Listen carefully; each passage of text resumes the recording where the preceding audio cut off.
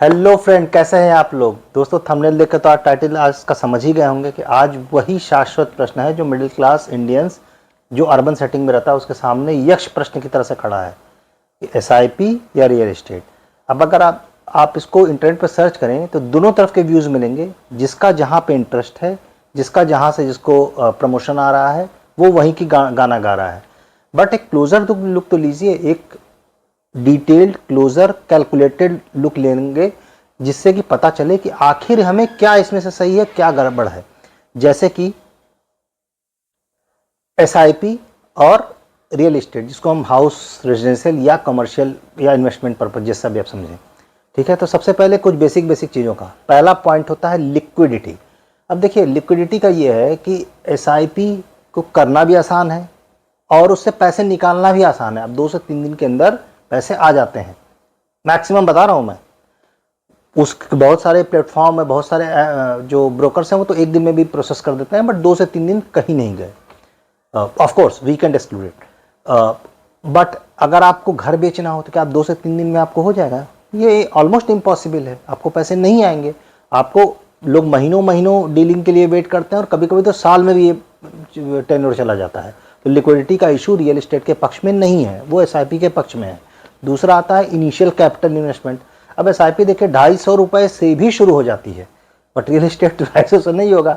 Real estate के तो stamp duty लाखों में है, खुद की उसकी वैल्यू तो मिनिमम 40-50 लाख रुपए कहीं नहीं गई। और अगर आप पेमेंट प्लान में जाते हैं तो 10 लाख रुपए तो कहीं नहीं गए हैं आपको। तो कहाँ 250 रुपये, कहाँ 10 लाख रुपए। तो उस मामले में भी आपको एसआईपी बेटर है। और अगर आप हिस्टोरिकली देखें तो एसआईपी के returns over a long term, या लॉन्ग टर्म बहुत इंपॉर्टेंट है, over a long term double digit में ही होते हैं। अब अगर आप घर को देखें तो एक रेजिडेंशियल फ्लैट की जो रेंटल यील्ड है इंडिया में करीब 3% के आसपास है, एक ठीक ठाक से शहर में।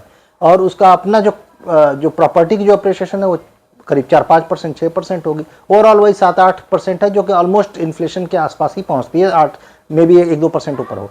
लेकिन ओवरऑल ये एसआईपी से थोड़ा कम ही है, तो इस मामले में एसआईपी बेटर है।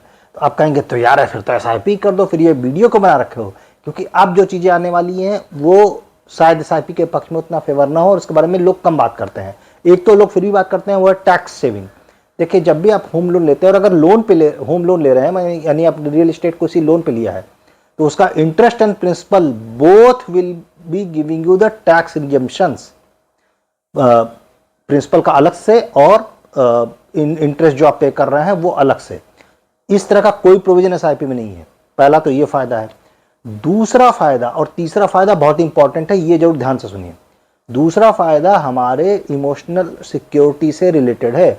देखिए, एसआईपी में आप कितने पैसे डाल लीजिए, रियल एस्टेट का नाम ही रियल एस्टेट है। जब आपका रियल एस्टेट होता है ना, एक घर होता है या चाहे छोटा ही क्यों ना हो, तो एक जो मेंटल पीस है ना, और ये बहुत इंपॉर्टेंट है स्पेशली उनके लिए जो सर्विस क्लास है, जो जॉब्स पे आते हैं, नौकरी करते हैं, उनके लिए एक टर्निंग पॉइंट हो जाता है। क्योंकि बिफोर देन दिस अब वो उनके ऊपर जो कॉन्फिडेंस बूस्टअप होता है ना एक रियल एस्टेट लेने के बाद, वो एसआईपी नहीं देती। क्योंकि आज आपकी जॉब चली जाए, फॉर एग्जाम्पल कोई भी किसी भी कारण से, वैसे भी एआई ने तबाही मचा रखी है, तो आप अब क्या करेंगे भाई? एसआईपी से आप जो भी आपके रिटर्न्स बने हैं अब तक, उससे आप अब विड्रॉल करेंगे और वो आप अब उससे अपना जीवन चलाएंगे। अब उसमें प्रॉब्लम यह है कि एक तो आपका कॉर्पस धीरे धीरे कम होता ही है, दैट्स वन थिंग। बट वो हम अगर साइड भी कर दें तो आपको ये नहीं पता होता है कि अब आप जिस टाइम पे बाई कर रहे हो उस टाइम पे पर्टिकुलरली मार्केट कैसा है। अगर मार्केट नीचे हुआ तो बेसिकली आप और ज़्यादा इन ए सेंस विड्रॉ करेंगे। वो मैं टेक्निकली जान ही रहा हूँ, बट आप इसे यूँ समझ लीजिए। बट रियल एस्टेट में एक तो ऐसा कोई प्रॉब्लम नहीं है। दूसरे, आपका जो बेसिक नेसेसिटी है, रोटी कपड़ा मकान, ये 3 बेसिक है जो आपको लाइवलीहुड के लिए चाहिए। अगर आपकी आज सडन जॉब चली जाए तो आप सडन तो कपड़े नहीं लेंगे। घर आपके पास अगर है तो सिर्फ आपको खाने का देखना है, और 8 से 10 हज़ार रुपए पर मंथ में भी आदमी खा सकता है। एक मिडिल क्लास आदमी खा सकता है। ऑफ कोर्स वो फाइन डाइनिंग नहीं करेगा, वो रेस्टोरेंट में नहीं जाएगा, बट वो सब तो लग्जरी के पार्ट हैं। बेसिक नेसेसिटीज पूरी हो जाएंगी, वो कुछ ना कुछ करके कर लेगा। तो ये जो इमोशनल सिक्योरिटी आती है ना, एक सिक्योरिटी जो कॉन्फिडेंस आता है ना, ये अनमैच्ड है, ये नहीं आता। दूसरा, इससे ज़्यादा नुआंस है और मेरा प्रैक्टिकली ऑब्जर्व किया हुआ है। अब आप इसको एग्जाम्पल समझिए। मान लीजिए एक कपल है जिसने 1 BHK फ्लैट लिया है, चाहे होम लोन से ही लिया, लोन लेके ही लिया हो, 1 BHK का कोई एक छोटा सा फ्लैट लिया है, और एक और दूसरा ही ऐसा ही जोड़ा है, उसकी टोटल सैलरी दोनों हस्बैंड वाइफ अर्न करते हैं और वो 2-2.5 लाख रुपए भी कमा रहे हैं, लेकिन वो रेंट पे रह रहे हैं for whatever reason, I am not going, नए शिफ्ट हुए हैं, उनके एस्पिरेशंस है, वट एवर। अब इसको समझिए, सोसाइटी के व्हाट्सएप ग्रुप में आपको क्या लगता है किसका नंबर ऐड होगा? RWA की मीटिंग में कौन इन्वाइटेड होगा? नॉट नेसेसरली कि मैं ये नहीं मैं प्रोजेक्ट करूँ कि RWA something a very great thing, बहुत ग्लोरी है, नहीं नहीं ऐसा नहीं है। मैं एक एजम्पशन की बात कर रहा हूँ कि किसका नंबर है जो रिकॉर्ड्स में आएगा, रेंट का आएगा नहीं। बिजली के बिल अगर उस सोसाइटी में फ्लैट्स है तो बिजली का बिल किसको जाएगा? ऑनर को जाता है या टेनेंट को जाता है? Although it's a case to case basis, but जहाँ पे ऐसे अरेंजमेंट है जहाँ पे ऑनर को जाता है वहाँ तो ऑनर को ही जाएगा, वहाँ टेनेंट का तो कोई सिस्टम ही नहीं है। प्लस जो प्रेस्टीज है, ये एक बहुत ही कैची सा वर्ड है, बहुत ही लेयर्ड वर्ड है और इसके बहुत सारे नुआंसेस हैं, बट इन जनरल जो देखने का नजरिया है वो 1 BHK वालों के लिए बेहतर होगा, even though they are earning less and problem की नेटवर्थ भी कम ही है compare to the other couple. ये जो पॉइंट है ना समाज का जो कड़वा सत्य है, वो आप समझिए कि वो घर खरीदने से होता है। तो अब ये हमें ग्राउंड रूल सेट हो गया कि क्या करना चाहिए। सबसे पहले तो भाई इसकी तरफ यार एक बात बताओ, ये तो वही वाली बात हो गई कि यार रसमलाई खाएं कि हलवा खा ले, यार एक ही कटोरी है आपके पास, भाई दोनों कर लो है, अगर प्लान सही करो तो दोनों हो सकता है। और इसके बहुत सारे नुआंसेस हैं, बट इन जनरल जो देखने का नजरिया है वो 1 BHK वालों के लिए बेहतर होगा, even though they are earning less and problem की नेटवर्थ भी कम ही है compare to the other couple. ये जो पॉइंट है ना समाज का जो कड़वा सत्य है, वो आप समझिए कि वो घर खरीदने से होता है। तो अब ये हमें ग्राउंड रूल सेट हो गया कि क्या करना चाहिए। सबसे पहले तो भाई इसकी तरफ यार एक बात बताओ, ये तो वही वाली बात हो गई कि यार रसमलाई खाएं कि हलवा खा ले, यार एक ही कटोरी है आपके पास, भाई दोनों कर लो है, अगर प्लान सही करो तो दोनों हो सकता है। ठीक है, आप ऐसा करो कि यूं मान के चलो कि आपने घर लिया हुआ है, अब उसकी EMI जा रही है, और ये मान के चलो कि जितना आप रेंट अदरवाइज देते उसके हिसाब भी कर दो, वो अलग से कॉर्पस बन रहा है, आप इसे इस तरह से डील करो। और या अगर कभी कोई बोनस वगैरह मिला या कुछ भी एक्स्ट्रा इनकम हुई वो आप SIP में डाल दो। तो ये आप टैक्टिक्स अपनाओ, भाई दोनों काम करो ना, मैं किसी के पक्ष या विपक्ष में बात नहीं कर रहा हूँ, दोनों एसेट क्लास ठीक है, दोनों का ही होना जरूरी है। बाय द वे ये जो आजकल एक बड़ा सिंड्रोम सा हो गया है ना, वो basically let's put it very bluntly, वो ज़्यादा लोग इसलिए करें कि घर क्यों लेना, क्योंकि वो ले ही नहीं पाएंगे, उनके पास का ही नहीं है। इसलिए अब वो है कि हम चाय पी नहीं सकते तो अब हमें चाय नहीं पीनी, ये चाय ही खराब होती है, इस टाइप का मामला हो रहा है। बट ये पॉइंट वो नहीं है, पॉइंट है कि अगर आपको अब ले सकते हैं तो बिल्कुल लीजिए, क्योंकि ये तो आदिकाल से चली आ रही है। ये ह्यूमन जो होता है ना, साइकिल बसा हुआ है रोटी कपड़ा मकान, तो ये उसकी बेसिक नेसेसिटी में आता है। हाँ, अब वो लग्जरी कब बन जाता है, अब उस टॉपिक पे हम आगे बात करेंगे इसी वीडियो में ही। अब लेते समय SIP करते समय तो बहुत सारे वीडियो हैं, लेकिन एक बेसिक रूल आपको ध्यान रखना चाहिए, सिर्फ एक रूल ध्यान रखें। मैं इसमें लफड़े में नहीं पढ़ूंगा, मिड कैप में जाइए, फला में जाइए, ढिमका में जाइए, हाइब्रिड में जाइए, बैलेंस में जाइए, ये इतना नौटंकी करने का बाद लंबे जहां भी जाइए लंबे समय तक इन्वेस्टेड रहिए। जिस लंबे समय से मतलब डबल डिजिट ईयर में, विच मीन्स कम से कम 10 साल, क्योंकि कंपाउंडिंग का इफेक्ट आपको तभी दिखेगा।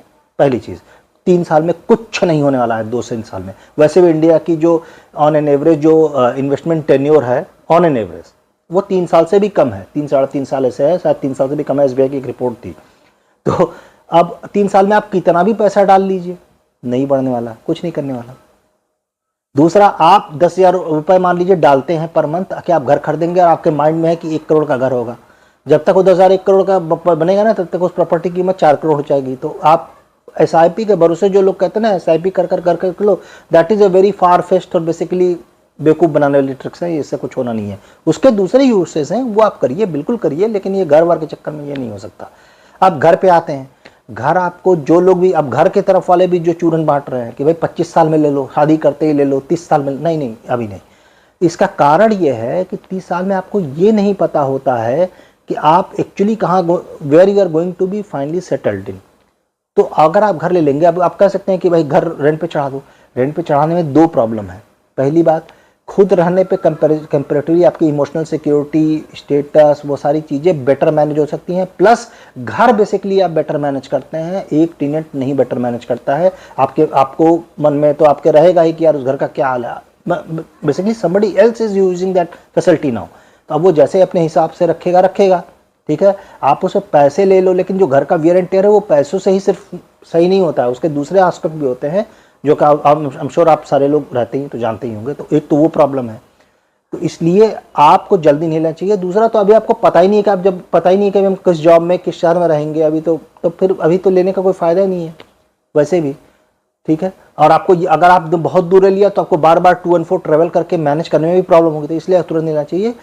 टिपिकली 40s के आसपास का अगर है तो आप बुक करें, वैसे इसका कोई हार्ड एंड फास्ट रूल नहीं, 15 भी बुक कर लीजिए, कोई इसमें खराबी नहीं है। ये जो चूरन बेच रहे हैं ना, जो बेसिकली कि मैं तो 50 करोड़ रुपए कमा लिए और मैं 30 साल में ही मैं 3 फ्लैट ली, सब फेक है, कुछ नहीं होने वाला है भाई। 50 करोड़ रुपए कमा लिए और तुम यूट्यूब पे वीडियो बना रहे हो क्या, मतलब कुछ भी लोग बोल रहे हैं आके, ठीक है। तो 40 साल से एटलीस्ट बाद में लीजिए, तब आपके जीवन में थोड़ी स्टेबिलिटी आ जाती है। और ज्योतिष के भाषा में कहें कि आपका शनि भी एक्टिवेट हो चुका होता है 36 साल में, तो उसके बाद ही लीजिए, तो फिर बेटर है, लॉन्ग टर्म में सस्टेनेबिलिटी अच्छी है। अब लेंगे कहाँ, इस एक बात याद रखिए कि उसी जगह लीजिए जहाँ इकोनॉमिक एक्टिविटी है, क्योंकि भाई Tier 2 सिटीज़ जहाँ पे इकोनॉमिक एक्टिविटी अच्छी नहीं है, अगर आपको सस्ती प्रॉपर्टी मिल रही है मत लीजिए, क्योंकि आपके बच्चों को तो इवेंचुअली पढ़ाई के लिए, जॉब के लिए फिर से दूसरे शहर आना ही है। तो बेटर है कि आप छोटी प्रॉपर्टी लीजिए, और लेकिन उस जगह लीजिए जहाँ आपको एक्चुअली आपका फ़ायदा है। और last but not the least, ज़रूरत के हिसाब से लीजिए, डू नॉट गो ओवरबोर्ड। और यही सबसे बड़ी समस्या है, ये जो एस्पिरेशनल के नाम पे जो हवाई बातें हैं ना भाई, अगर आपके मतलब दो बच्चे हैं तो टोटल 4 लोग हो गए, हस्बैंड वाइफ एंड 2 बच्चे। अब एक कायदे से एक 3 BHK is more than enough for this kids, particularly when the kids will grow up, they will have to move away probably, ठीक है। तो उस केस में बट अब क्या होता है, एस्पिरेशन नहीं यार, 3.5 3 प्लस BHK 1, वो जो 3.5 आता है, 3+1 का जो कॉन्सेप्ट है वो ले लो, नहीं 4 BHK ले लो, नहीं हम तो पॉश एरिया में और पॉश में जाएंगे। भाई पॉश में जाओ, क्या आपकी नेटवर्थ उतनी है? It's not only the money you have put in, क्योंकि आपको फिर वैसी ही लाइफ स्टाइल मेंटेन। भाई कार आपकी अल्टो है, आई am not demeaning Alto by the way, it's a very good car, but आपकी कार अल्टो है, आप फ्लैट 4 करोड़ को ले लिया।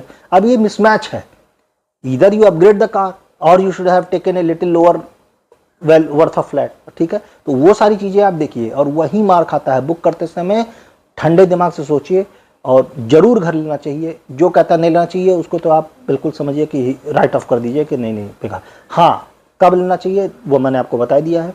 तो मैंने आपको दोनों पक्ष की बातें बताई।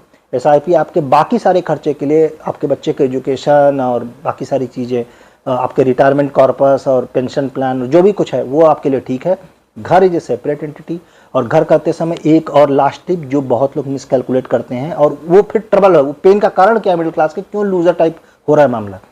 होता क्या है कि जब ये लोग घर, हम भी हम सब लोग मिडिल क्लास से हैं, हम लोग जब घर लेते हैं, यानी husband and wife are both working, तो हम आपस में सैलरी इनकम ज्वाइन करके और उसके हिसाब से लोन का टेन्योर ले लेते हैं, क्योंकि हमें ज़्यादा हमारी रीच बढ़ जाती है, लोन के जो अमाउंट है, अवेलेबिलिटी वो बढ़ जाती है, तो हम बड़ा घर ले लेते हैं। नहीं करना है, आपको ये कंसिडर करना है कि only one of them is basically earning, अगर बराबर अर्न करने हैं, वरना man should consider his salary only, because wife हो सकता है प्रेगनेंसी में चली जाए, हो सकता है छुट्टी चली जाए, सबैटिकल में चली जाए, कुछ भी हो सकता है ना, आई मीन डोंट नो, ठीक है। तो फिर आप क्या होगा, फिर आपने जो लोन लिया है वो तो दोनों सैलरी के हिसाब से लिया, अब नाउ यू हैव टू पे by yourself all of this, तो वहाँ पे फिर पेन है, फिर वो लूजर टाइप है, आप जबरदस्ती इधर से उधर परेशान। यही छोटी छोटी चीज़ें, ऐसा कोई रॉकेट साइंस नहीं, घर सब ले सकते हैं। प्रॉब्लम ये है कि कैसा घर लेना चाहिए। मैंने पहले बता दिया है कि अगर आपकी नेटवर्थ एक आदमी की, जिसमें मोस्टली मैं कह रहा हूँ, आदमी की अगर नेटवर्थ अगर 20 लाख रुपए सालाना है, तो उसको उसका 5 टाइम्स, तो 5 टाइम्स का रूल है कि 1 करोड़ से ऊपर का फ्लैट नहीं अफोर्ड करना चाहिए। 1 करोड़ में कहाँ आता है वो आपकी चॉइस है, अमाउंट एक होना चाहिए। तो बस इतनी ही मोटी मोटी बात थी। आई होप कि आपको वीडियो पसंद आया होगा, क्लियरिटी मिल गई होगा SIP वर्सेस फ्लैट दोनों की। तो अब मैं आपसे रिक्वेस्ट करता हूँ कि चैनल को लाइक कीजिए, सब्सक्राइब कीजिए, और डू पोस्ट योर कमेंट, जो हमें पता चले कि आपकी इस बारे में क्या राय है। इसी के साथ signing off for now, take care, bye bye.